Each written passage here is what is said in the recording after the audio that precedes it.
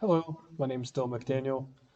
Within political science, one of the concepts that continues to interest me is the American branch of government, Congress.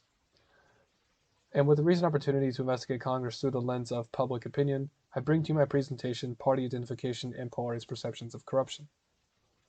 So what exactly I sought out to investigate here was how one's party identification can influence one's perception of corruption in Congress. For example, as one's strength in their identification, their political identification increases, are they more or less likely to perceive corruption? And currently within our two-party system, who's more likely to perceive foul play, Democrats or Republicans? So far, literature has found that those who have won elections and belong to the political majority were more positive in their evaluations of government than those who have lost elections and belong to the political minority. Research also finds that general negative attitudes toward government exist among Americans, and these general negative attitudes are influenced by campaign finance, scandals, undue influence, and foreign affairs. Thirdly, negativity biases toward political outgroups were also found, and these are often coupled with in-group favoritism, or in-group positive biases. For example, a partisan is increasingly disapproving of the political opposition, but is much more likely to rate their own party as being better or more likely to positively rate their own party. Lastly, cynics were found to hold less favorable ratings of government arbitrarily. Moving on to theory, hypotheses, and methods. Here we have three two-part hypotheses. As one's party strength increases, so too should their corruption rating of opposition. I also expect the opposite to be found. So as one's party strength decreases, so too should their corruption rating of the opposition. So here I wanted to find out outgroup negativity biases were found and demonstrated by literature to exist and to be quite prevalent. So I expect Republicans then, as one becomes more Republican or as one becomes more Democratic, that they will be more pronounced in their corruption ratings of the opposition.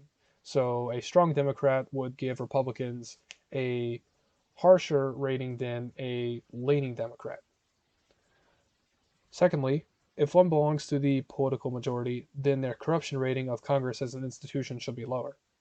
So this is a segue from literature that has suggested that those belonging to the political majority are more positive in their evaluations.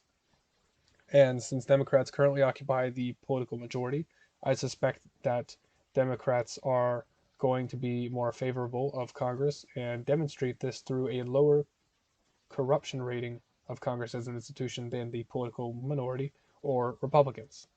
If one belongs to the political minority, then they should be more likely to detect financial corruption. So literature is often wishy-washy in what it wants to define as corruption or corruption as, and I took it upon myself to also investigate financial corruption in this case. And based off of literature demonstrating the differences between political majority and political minority evaluations, I expect Republicans to be more likely to perceive financial corruption. This is made possible by using Qualtrics software to create an online survey, which was distributed electronically. 74 respondents from the greater Cincinnati area answered. 20 questions were provided, and these included feeling thermometers and Likert scales, and key questions were cross-tabulated to produce insightful results. One of these insightful results is this table right here, partisan ratings of Congress on a 0 to 10 scale.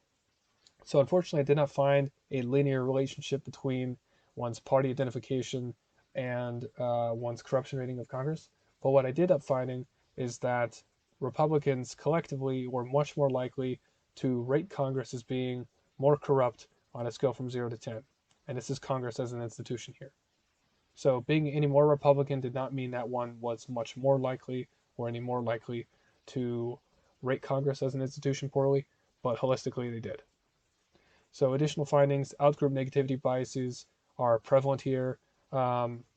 Additional data found that Democrats, as one became more Democratic, they were much more likely to rate Republicans in Congress as being more corrupt.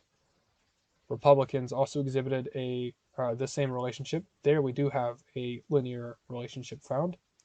And these Data also demonstrated that as one became more Democratic or more Republican, they were in fact less likely to rate their own congressional officials or of their own party as being more corrupt. Democrats, we find support for literature so far that suggests that those belonging to the political majority were positive in their valuations. Democrats in this case were less likely to suspect financial corruption. Overall, I would like to see more research be conducted to determine the extent differing political factors have, for example, winning the Oval Office, scandals, etc. And what about the role of cynicism? Are Americans cynics? Literature finds that cynics are more disapproving of their ratings of government, but we don't know where Americans stand. If you have any questions, feel free to contact me at my email address below. Thank you.